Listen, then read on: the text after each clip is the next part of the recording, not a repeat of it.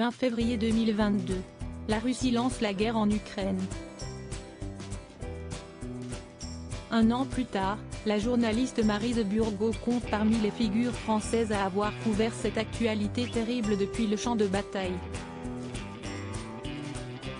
En mars 2022, après 3 semaines de reportage en Ukraine, elle expliquait dans Téléstar comment ses 2 enfants réagissaient à la dangerosité de son travail. Lorsqu'elle part en reportage, elle appelle tous les jours ses 2 fils de 20 et 17 ans.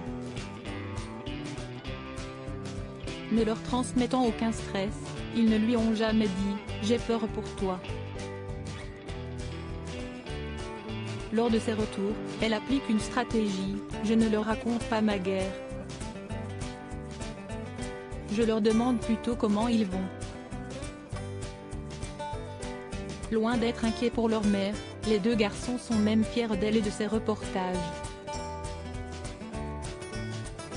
Pour la Journée internationale des droits des femmes, le 8 mars 2022, Maryse Burgot a reçu un message très touchant de son fils aîné.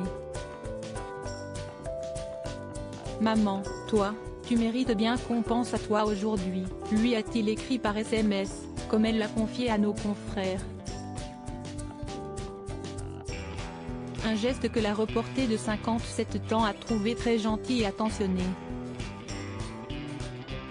Supérieur à guerre en Ukraine, Elisabeth II, Albert de Monaco, Prince William, Felipe d'Espagne.